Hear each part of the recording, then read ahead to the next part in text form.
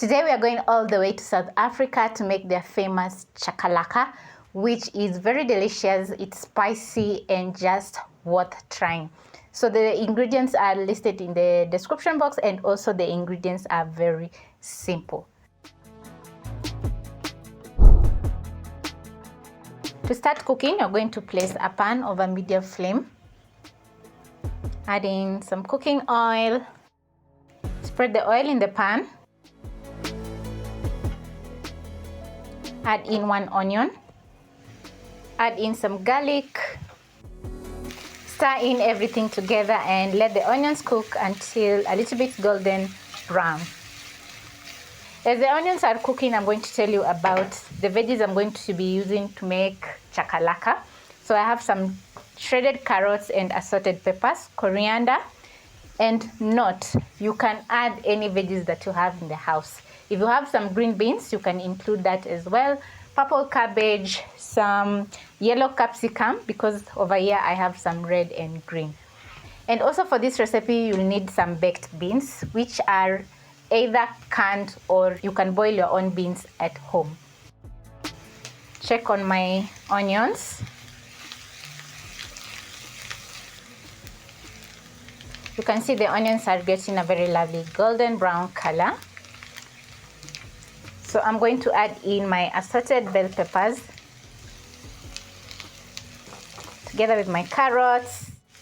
Stir in everything together, and oh my, just look at those colors.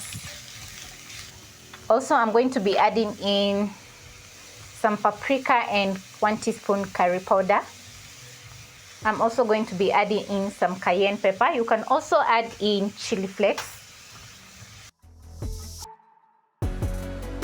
Also, I'm going to be adding in some black pepper. I definitely love black pepper. And a seasoning cube. I'm using chicken seasoning cube.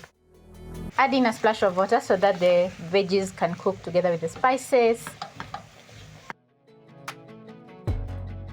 After cooking for around a minute over medium-low flame, look how the veggies are looking. They're still crunchy. So the next step is to add in my baked beans. Stir in everything together, and oh my, this is looking very delicious.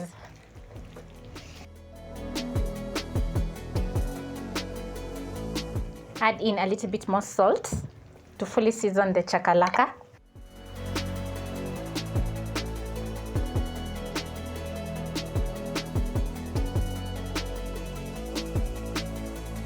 You're going to cook for around 3 to 5 minutes until everything is cooked to perfection and the spices have soaked into the baked beans.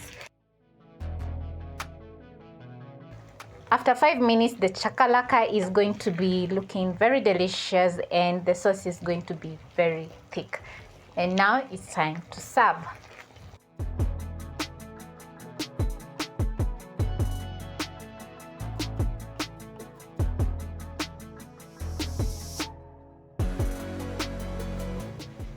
Trust me, this recipe is worth trying because the chakalaka is looking super delicious and mouth-watering.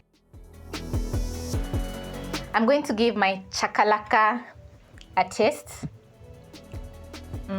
This looks so delicious. I'm going to get everything in one bite.